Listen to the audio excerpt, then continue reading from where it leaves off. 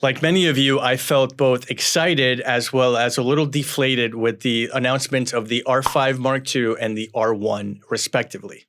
I was completely wowed by a lot of the specs that the R5 Mark II has to offer, but also very deflated when it comes to the R1 announcement, considering it was supposed to be the flagship and now is being referred to as the R3 Mark II.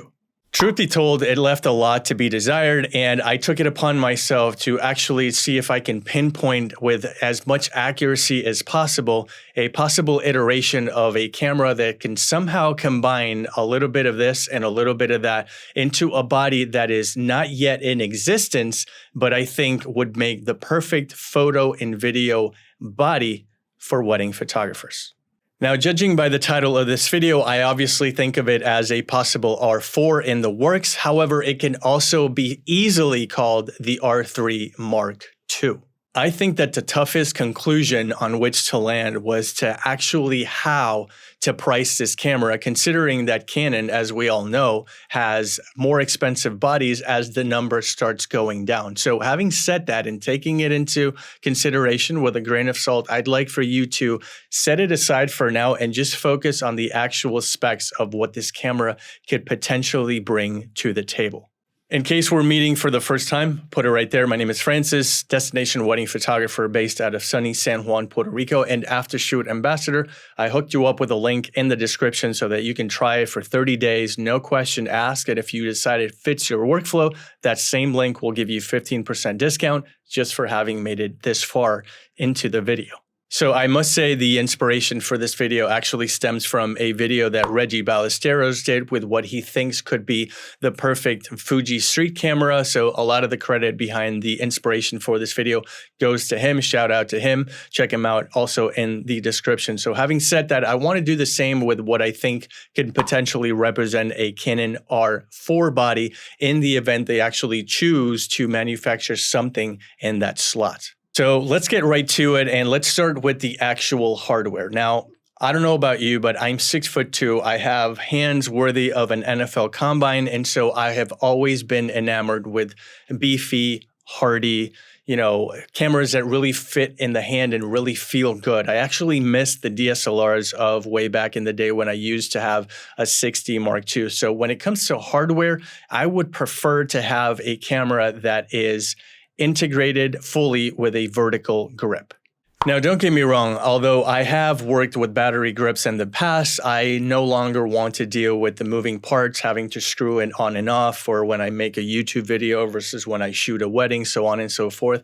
And truth be told, the internals can sometimes get a little flimsy when it comes to the battery inserts inside. And so I don't want to deal with all that stuff. I just want to either set it and forget it. And that's when something like an R3 and R1 type of body will definitely be more in tune with what I am looking for as a photographer.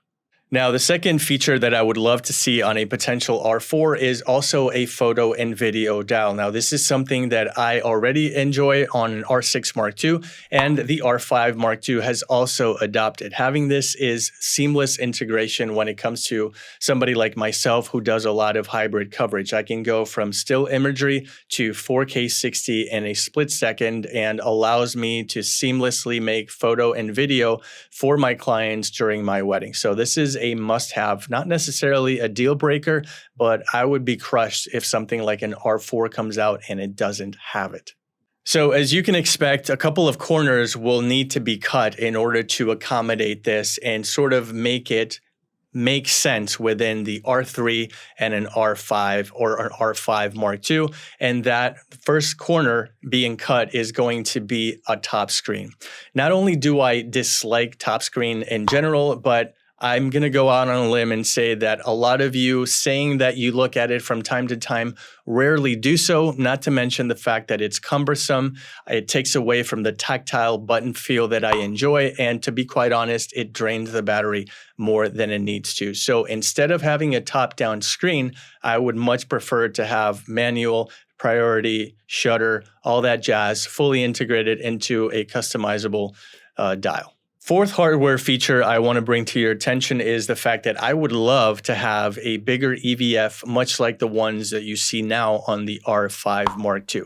This is something that's going to be the norm moving forward. And if you were to incorporate the power that you would probably require from the new Canon LP batteries, then I think this is a no-brainer, and I don't see why it couldn't be added into a body that resembles an R1 or an R3. The fifth feature I want to talk about might seem very insignificant to a lot of you, but I'm going to give it a lot of importance, and that is a tally light. Much like the one I see on my Sony ZV-1F recording this, I would love to see it on an R4. Here's why. Let's say that you are a wedding photographer and you set a R6 Mark II right in the middle of the ceremony to record a status shot.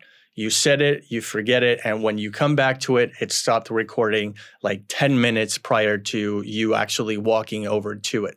Now, it could have been an SD card malfunction, or it could have been the fact that it just simply overheated on you because of the fact that I am in Puerto Rico. Things are really hot down here.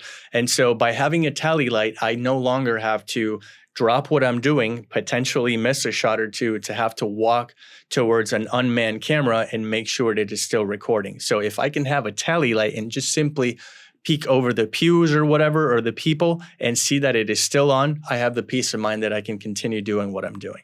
Feature number 6 is also going to be another corner that is unfortunately going to have to be cut because of the price point that I will be discussing later on, and that is the fact that we're going to have to keep dual SD card slots as opposed to having one SD and one CF Express. The reason being is because the internals in this camera, I foresee them to be somewhere along the lines of an R6 Mark II as opposed to an R5 Mark II, or an R3. This means that you are not going to require a lot of processing power, and therefore you do not have to resort to a CF Express Type A or B card in order to mitigate the pushback that you're going to get from buffers and stuff like that. Now, the next hardware feature is also going to be a pro, but at the same time, we're going to be trying to cut a little bit of corners. The feature that I'm going to talk about is going to be a full frame CMOS sensor that is going to have between 33 and 36 megapixels. Not only do I think it is the sweet spot for both photo and video,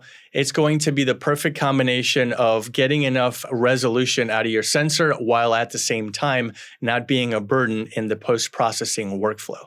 Ideally, I would love to have anything above 40 megapixels like the one that you find in the R5 Mark II now, but at the same time, I'm sick and tired of always dealing with light files and the inability to crop. So I think anywhere between 33 to 36 is going to be great. Now, granted, the reason why I call this a corner cut as well is because it's not going to be stacked and it's not going to be a backside illuminated sensor. And last but definitely not least, this is a feature that I would love to see improved in future iterations of any R body, including a potential R5, and that is a fully, and I mean fully articulating screen, much like one that you see on the Sony A7R5.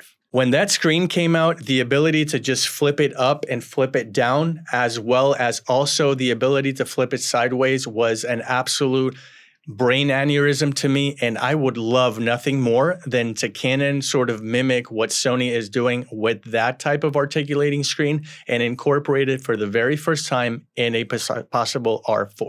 Okay, so that is the hardware as it pertains to a possible R4. Now, I want to start talking about the internals as I see fit for a camera of this caliber. The first thing that completely blows my mind, and I was so jealous of, that I found in the R3 is the ability to focus with your eye. Now, I'm not talking about eye autofocus where it tracks somebody's eye in the frame. I'm literally talking about the ability to use your eye to focus within a frame or a composition that you're going after. Apparently, this is old technology that has since then resurfaced in the R3 as well as the new R5 Mark II, and it would be absolutely bananas if you could incorporate this technology into a possible R4. The second internal feature also within the autofocusing sort of realm of this camera would be the people priority. I think that is an absolute game changer when it comes to not just corporate events and like quinceañeras and all that stuff, but specifically as it pertains to weddings, because I can take the bride and the groom off to the side, take their pictures and prioritize them in camera to make sure that I, as a first-person shooter, can make sure they are always going to be hunted and in focus whenever it is that I am composing an image that features both of them together, if not separately.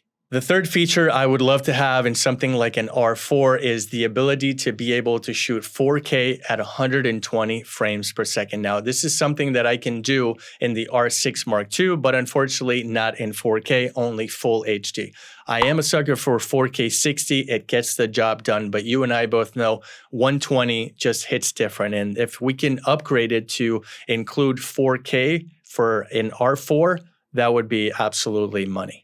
Now, as with the hardware features, the internals also have to see trimmed down versions of what could possibly be at R4. And one of the first things that come to mind is the ability to shoot in downsampled 6K into a 4K. Now, this is something that the R6 Mark II can offer me as it currently stands. So this is more of a lateral move. I think that being able to shoot downsampled 6K in 4K mode is more than plenty for us. I think 4K is the new full HD, 1080p or whatever you want to call it. So it's going to be the standard. This is not going to be a video-centric camera by any means. However, I would love to see the ability to keep my current settings from an R6 Mark II built into an R4.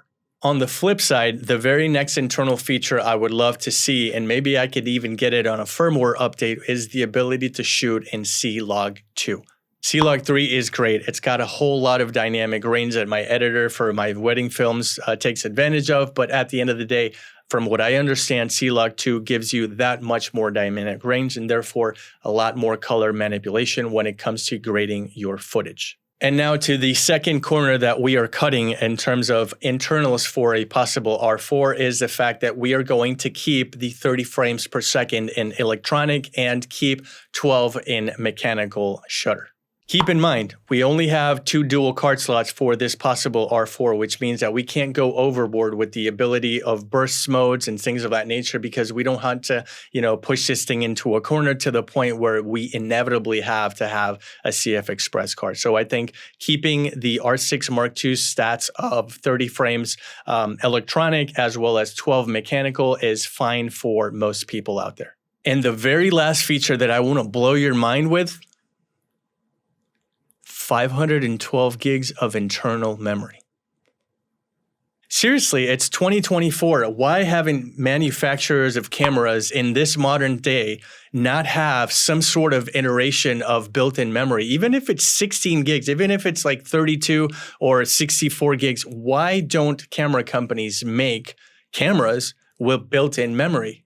Seriously, try to wrap your head around the following scenario. You show up to a wedding, you start fumbling across your Pelican or your bag, and your cards are nowhere to be found. But you don't have to panic. Why? Because you have an R4 with 500 gigs of internal memory, which means that you can probably shoot an entire wedding of both photo and video and have storage left over. All right, so now that the fun part is over, it's now time to get to the nitty-gritty and figure out just how to price a possible R4. The recently announced R1 comes in at $6,300.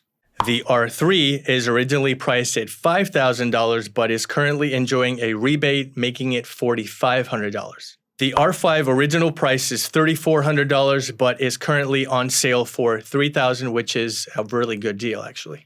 The R5C is originally priced at $4,300, but is probably enjoying the biggest rebate of them all and is on sale for $3,600. The also recently announced R5 Mark II is set to be sold at $4,300. The R5 Mark II, my baby, is originally priced at $2,500 and is currently on sale for $2,300. Now, given all of these prices right here, I think that when you take into consideration the features and the corners that were cut in the making of this possible R4, which technically would be my dream camera, I came to the price of, give or take $100. I think that $3,800 is a fair asking point for what a possible R4 could actually be.